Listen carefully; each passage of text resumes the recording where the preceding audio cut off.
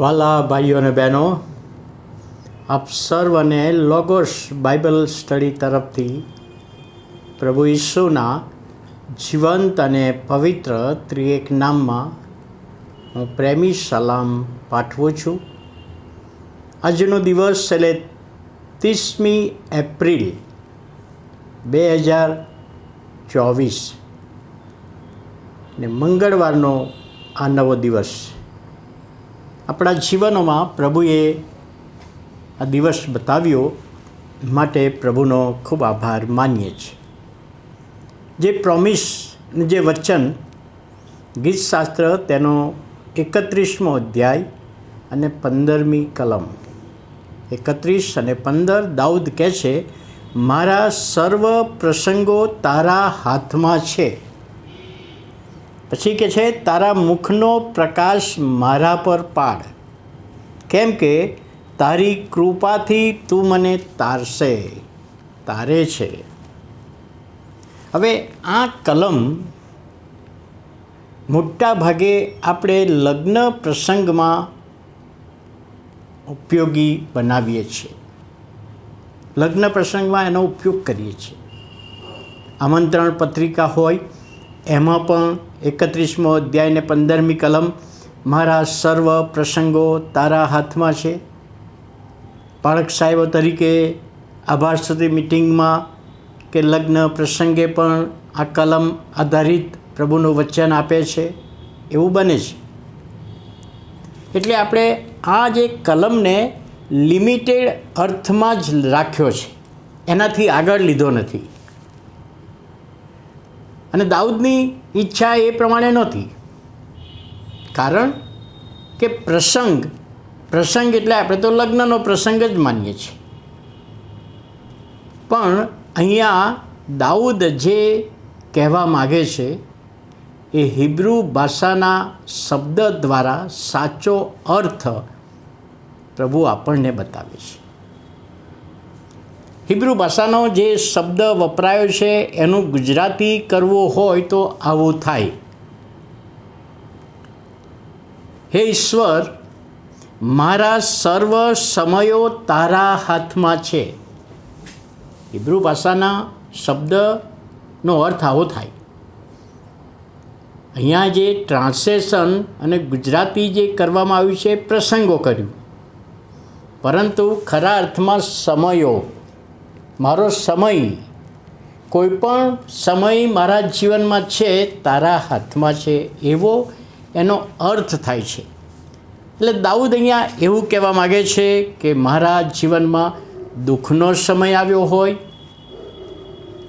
મુશ્કેલીઓ અને મૂંઝવણનો સમય આવ્યો હોય, માંદગીનો સમય આવ્યો હોય, કસોટીનો અને પરીક્ષણનો સમય આવ્યો હોય, મરણ જેવો સમય કુટુંબમાં આવ્યો હોય,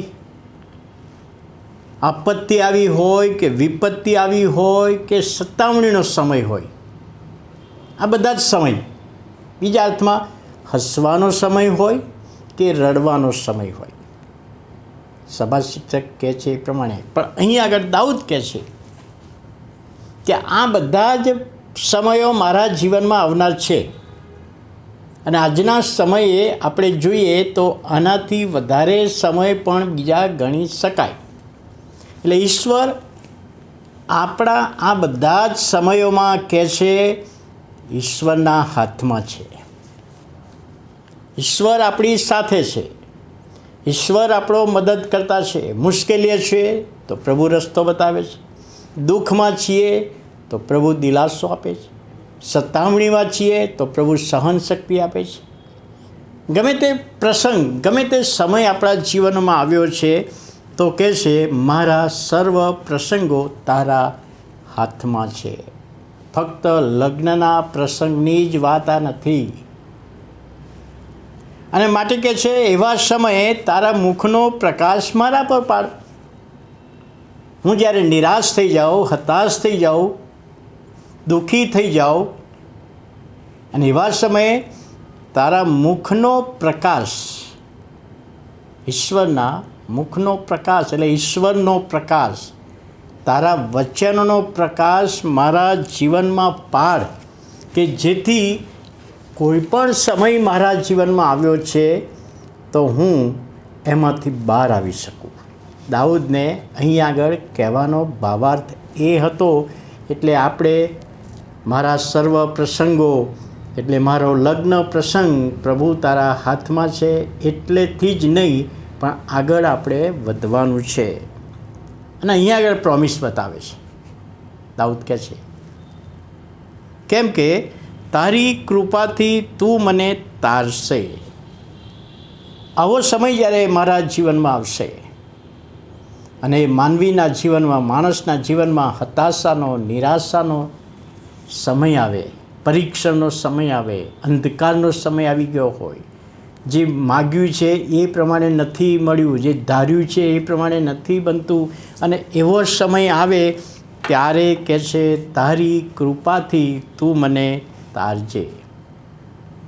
ઈશ્વરની કૃપા આપણા જીવનમાં, એ પાઉલને જે અનુભવ થયેલો, પાઉલના જીવનમાં જે માંદગી હતી, જેના માટે વારંવાર 3 વાર પ્રાર્થના કરી, એનો અર્થ કે વારંવાર પ્રાર્થના કરી અને કહે છે પ્રભુએ કહ્યું કે તારે વાસ્તે મારી કૃપા બસ છે. આ પરીક્ષણનો સમય હોય, માંદગીનો સમય હોય, પ્રભુ એ સમયોમાં આપણી સાથે છે. મરણ જેવો પ્રસંગ બન્યો હોય, લગ્ન જેવો પ્રસંગ હોય, ગમે તે સમય છે, પણ એ સમયમાં પ્રભુ આપણી સાથે છે. એ બાબત આ કલમને, આ વચનમાં પ્રભુ આપણને બતાવે છે. ત્યારે દાઉદના કહેવાનો ભાવાર્થ, વાલા ભાઈઓ અને બહેનો, આપણે સમજીએ. પ્રસંગ ફક્ત લગ્ન માટેનો જ પ્રસંગ નહીં, પણ સમય. પ્રભુ મારા સમયો તારા હાથમાં છે. અને આ વચનને પ્રોમિસ સમજવામાં પ્રભુ તેના આત્માની દોરવણી આપે, સહાય પૂરી પાડે. આવો આપણે પ્રાર્થના કરીએ. વાલા પ્રભુ, અમે તમારો આભાર માનીએ છીએ. તમારા નામને અમે ધન્યવાદ આપીએ છીએ. દાઉદ જે કબૂલ કરે છે કે મારા સર્વ પ્રસંગો તારા હાથમાં છે, મારા જીવનનો સઘળો સમય તમારા હાથમાં છે. પછી એ સમય મને અનુકૂળ હોય કે અનુકૂળ ના હોય, પણ દરેક સમય તમારા હાથમાં છે. અને એવા સમયે પ્રભુ તમારી કૃપા અમારા જીવનોમાં બસશે. અને આ બાબત સમજવામાં આત્માની દોરવણી આપો. ઈસુ પ્રભુના નામે સાંભળો અને માન્ય કરો. આમેન.